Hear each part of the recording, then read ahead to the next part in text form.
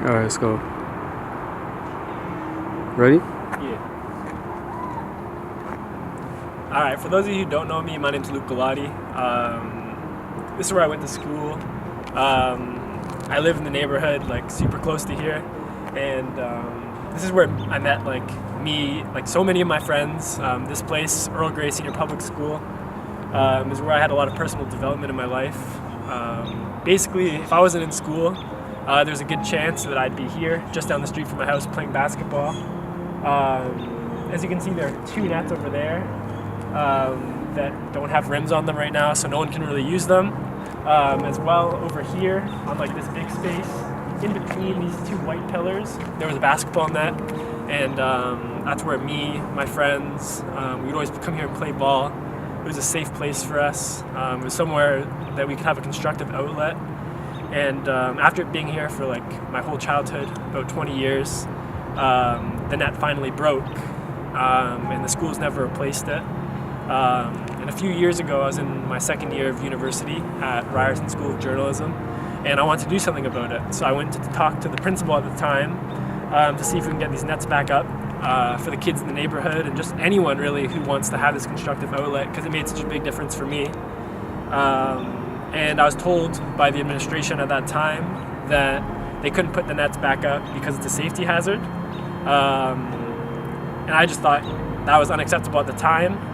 But I didn't really put the resources into trying to make it happen, and I kind of just let it slide. And since this place had such a big impact on my life, and I want to make sure that that next kid from this neighborhood has a court or a basketball net that they can play at and be constructive and have a positive outlet.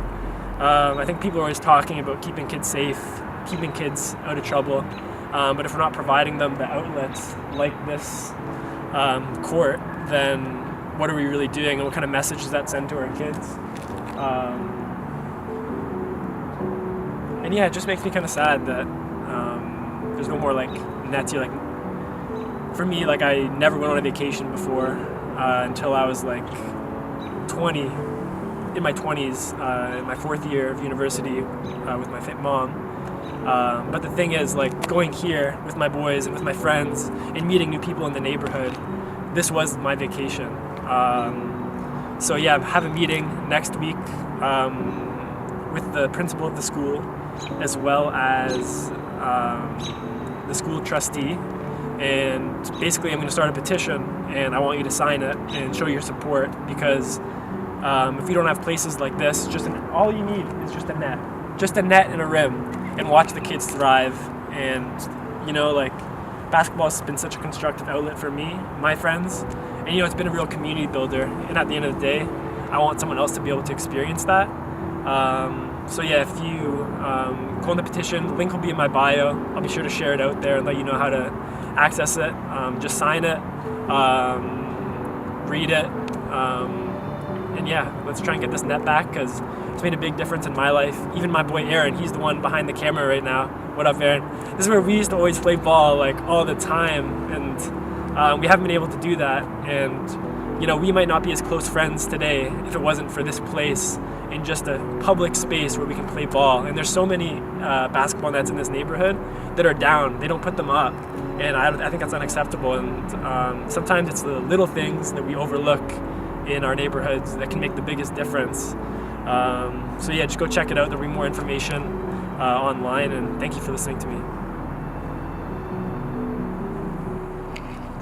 Say what up, Aaron.